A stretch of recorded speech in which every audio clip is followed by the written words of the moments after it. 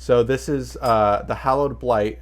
The whole story is called the Hallowed Blight, and then we'll go through the different pages whenever you're ready. Okay. Um, so this is, and one more time, just to be Yeah. Talbot, you're the This this is is the guy who becomes the Blight. this Yeah, is the guy who eventually would become the Blight.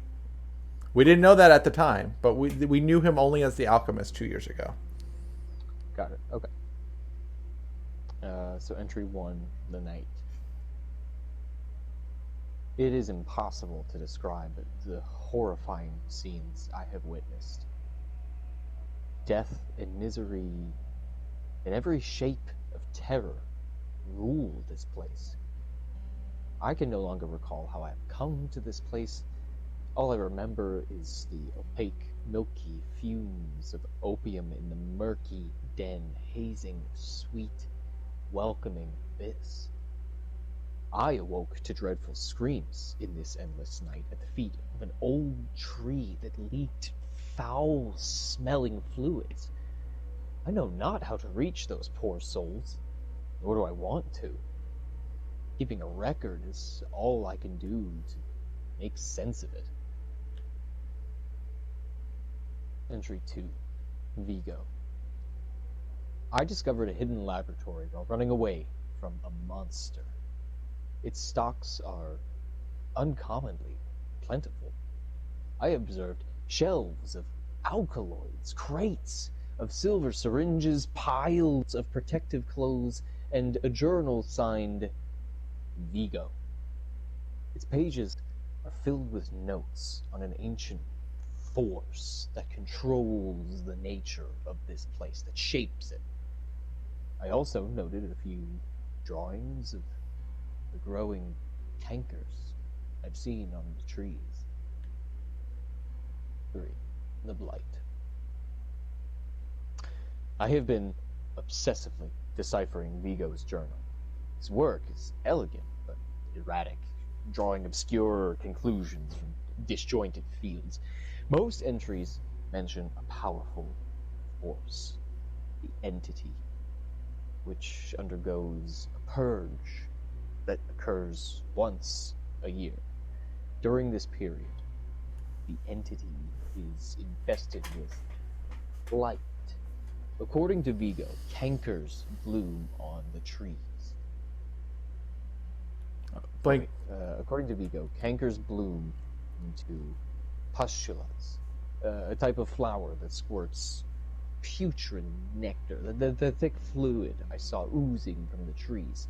The last pages of the journal mention a serum filled from the nectar, but the pages detailing its effects and preparation were torn out.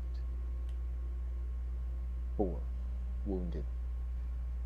I'm hiding in a dense strip of forest. I'm desperate to erase the distressful images engraved in my mind. Last night, a disfigured man barged into the laboratory with a gruesome mechanical mouth and shredded the walls into splinters. I barely escaped with my life, and wounded my arm in the process. I have no options left.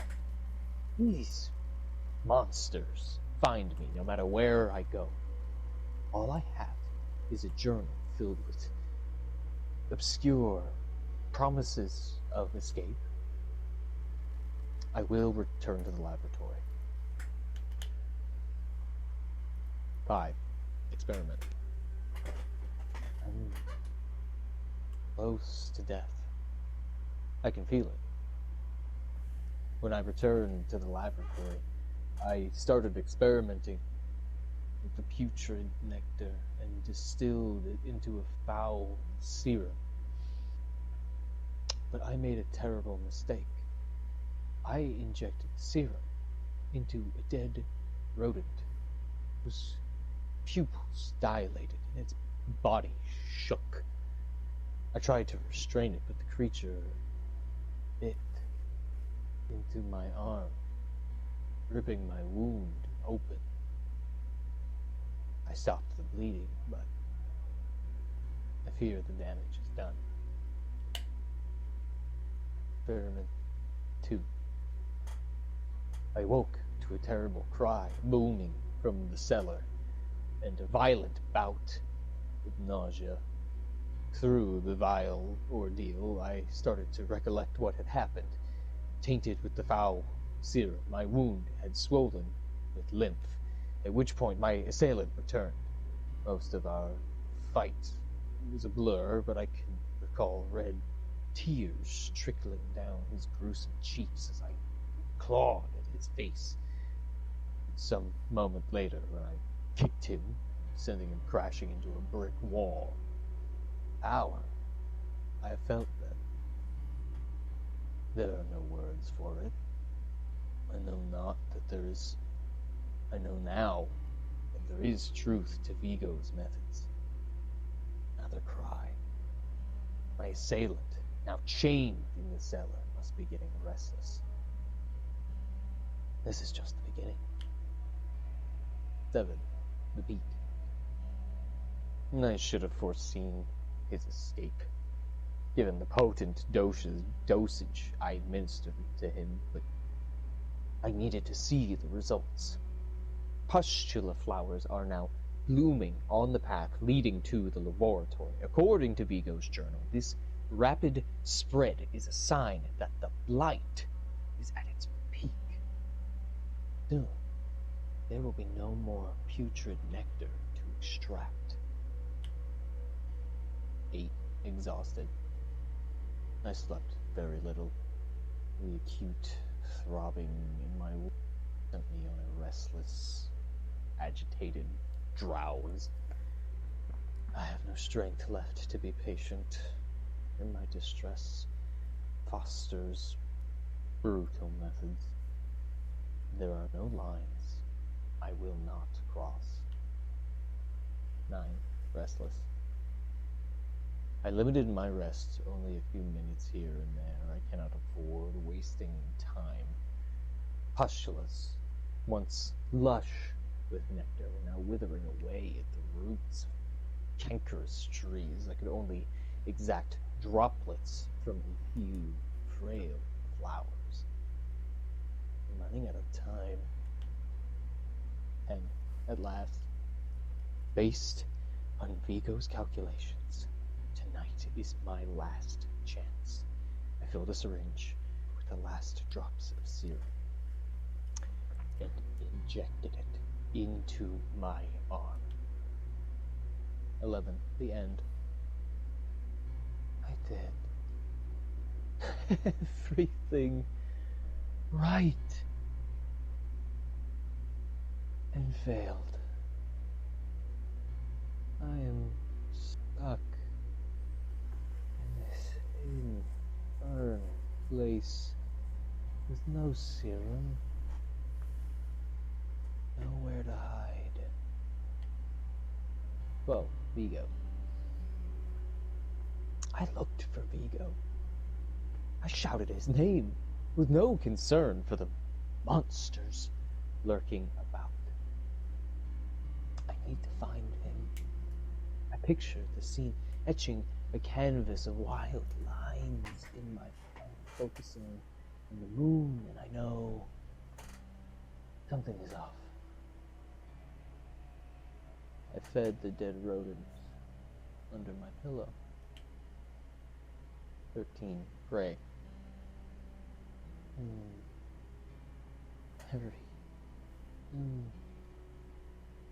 I will be at peace. The cold claws of death drawing near.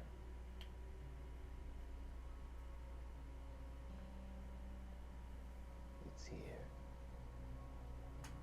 The entity. Here. It has found me.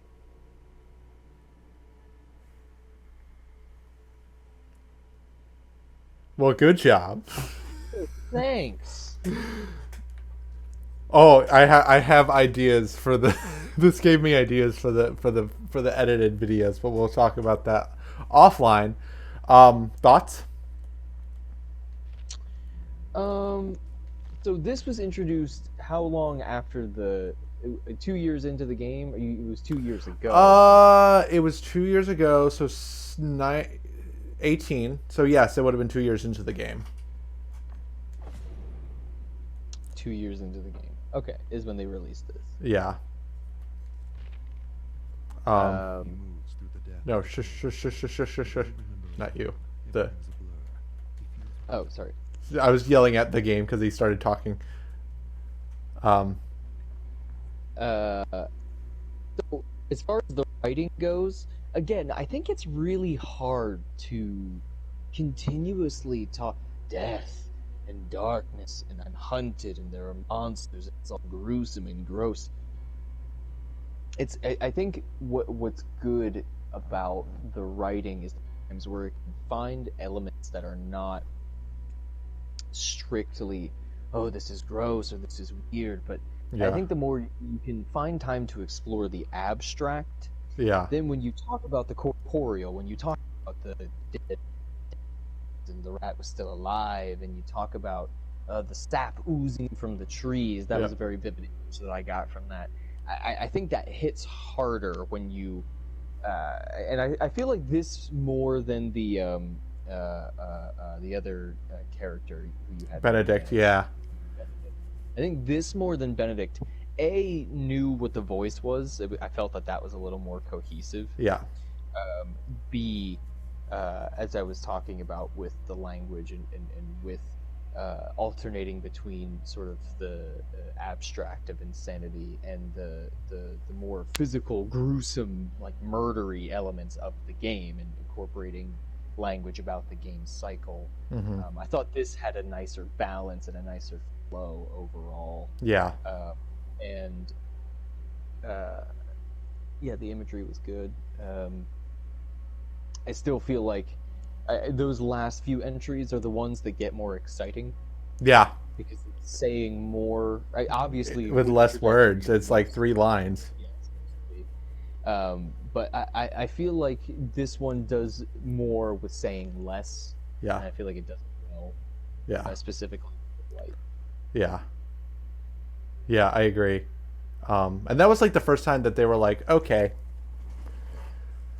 Before this, they had done. This was an event monster, wasn't it? Well, the monster didn't exist yet.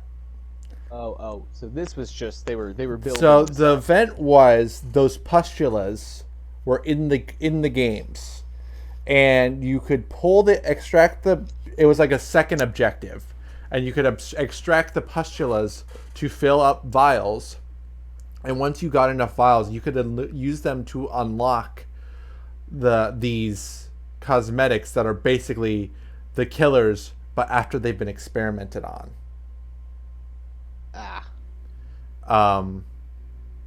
And so as a survivor, you could extract the pustulas as a killer. The pustulas were hanging on certain hooks, and when you hooked a survivor on the hook, you got it. There was a lot of balance issues with that event, but the idea was very well done. Like I was grateful as a survivor to do something other than hold R1 on a gen all game. And so with the pustulas, what exactly was the gameplay mechanic? It was so you had to find them on the map and extract them, and you had to fill up a vial, because if you died and your vial wasn't completely filled, you would lose all your progress. But if you filled it up before you died, then you kept it. So the progress being the progress towards escaping?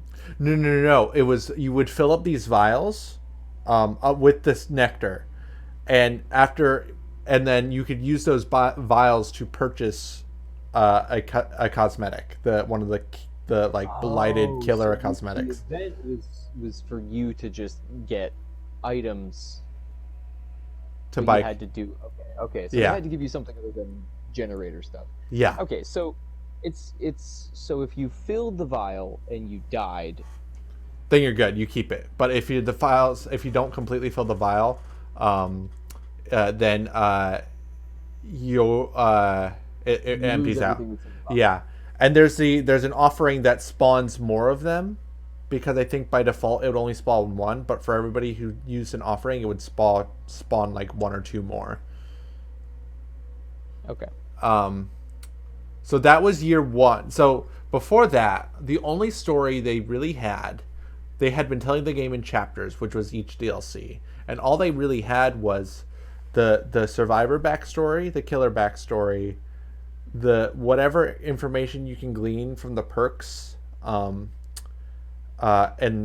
later cosmetics. At first, they weren't really telling stories. This was the first time they really used the cosmetics to tell story, at least from what I've seen. So it was the survivor backstory, the killer backstory, whatever you think you can get from the perks, and then whatever you can get from the killer's add-ons, and then, which we'll get into later, there was the maps. So that first event was like the first time they decided to tell story. With those, they had they had cinematics attached to them, which you now unlock cinematics after every story you complete in these. And then that was the first time they introduced those, and that was the first time they introduced these little lore bits. And so then a year later, they said, "Okay, here's a whole game mechanic based on that experiment we did." And you'll have side objectives in the matches to try and unlock bits of story. And this was again on Halloween.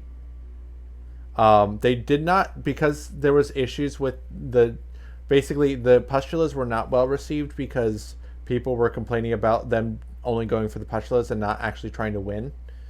So they got rid of pustulas that year, but they still had you could still earn the vials through doing these things, but it was a battle pass, so you can't earn them through that by doing this anymore. But they also included more of the lore for the alchemist, now known as the Blight, and so we have 2 of these unlocked so far. If you want to hop into those, and then we'll get into Claudette's last little bit of lore. Sure. Right off the bat, Memory 1746. So this is third person, whereas the last bit of story was first person. But this is still about. Sure. Yeah. 1746 is just such a specific number, and it is very much in the numerical order that you could say it was a year. Especially if you go from 46 to 47, like I just saw you do. I think maybe, I don't know what the numbers mean, because there's also these, and then remember, you can't see the logs 154, 142. It could be year. Yeah. No, I don't think it's year, because when Claudette is definitely from the modern day, and look at what her first bit of lore is, Memory 18. So the thing behind the archives is, hold on. We'll go into. We're gonna back all the way up. We're gonna go into the front page. So see this guy? He's the archivist. He's the guy, when you do have the voice acting turn on, is reading the stories. He's the one with whatever this thing is spinning in the background. He's the one who's pulling the story out. He's like pulling these memories out of the fog, basically. And he's because basically the entity creates this reality from memories. Okay. And so I think that's what these memories are. It's the number of memories he's found. All right, cool. Well, in that case, that does help. Yeah. Then looking at it, almost if it's third person and he's the one pulling the story out. Yeah. Take is going to be through that perspective. So Memory 1746. He moves through the death and decay of the void. He doesn't remember his name. Everything's a blur. He feels pain in his stomach, in his arms, in his veins. He needs to find one of those flowers, the nectar, sweet serum that gives strength. Strength for what? He remembers the killers experimenting on them. Why? Why was he experimenting on them? He doesn't remember. He caused a lot of suffering, but he doesn't feel remorse. He doesn't even know if he should feel remorse. He doesn't feel anything but the ache in the pit of his stomach for power. He has flashes of the doctor, screams, his agony, turning the tables on him, experimenting on him like he had done so many others. Where? Not here, somewhere else, another world. All of these survivors, marooned from other worlds. How does he know this? He doesn't remember. He remembers experiments. What was he trying to understand? The nectar, the serum, the right dose. The right dose. Use without hurting himself. Too late. So this is the first time that they name the killer another killer in the lore. The doctor? Yeah. But he has they all have the names, like... Yeah, they all have their titles, but the last time he was experimenting on the Trapper, they didn't name him by the Trapper, they described him as the thing with the mechanical mouth. True, okay. So that's interesting. They start to get these titles. So the titles are within universe. Yeah, how they are defined. Yeah. I like how there's like the dissociation happening this time. Like he was still together in that last year. Now he's like halfway to becoming what we will literally halfway to becoming what we will know as the Blight killer. Yeah, he definitely with this. I'm a sucker for the third person. It's like that Stephen King short story from Full Dark Stars, where like the how is what the character keeps forgetting. So you're getting the plot in such a way that you have no choice but to believe the narrator. Yeah. So I like that it's the why, especially because we've already read the why. Yeah. So we know the why, and now we see where he is without the specifics. Yeah, and it's something that you just said that I'll like point out because I don't know if you heard it, but like that we know the why, but his forgetting the why is what, like, he doesn't have purpose anymore. So yeah. Like even thinking about what he is from a gameplay standpoint, when you're talking about a character that shrieks and then runs into a wall, and we don't even know this yet. We don't even know this yet. This is the year before but you can see it. You can see the descent. The descent into like and like it's not a played out version, I think, of descent. Yeah. Into madness. It's not almost like, and it's not even madness. It's almost indifferent. It's like it feels different from madness, especially because we mentioned the Doctor, and the Doctor's whole thing is about madness, and we'll get into him. You'll enjoy you'll enjoy him as a killer.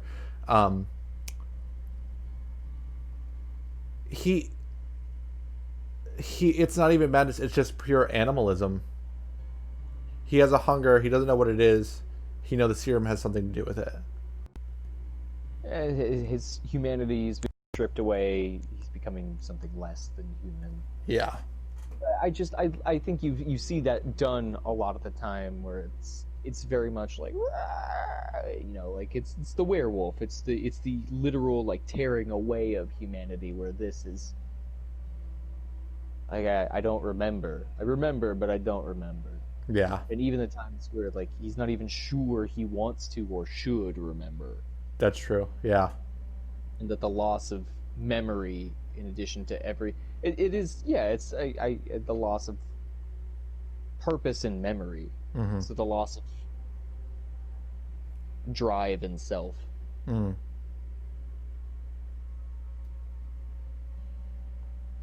I can't wait to. I can't wait till you see him. Well, you've seen him, but you can't to see him literally really in action.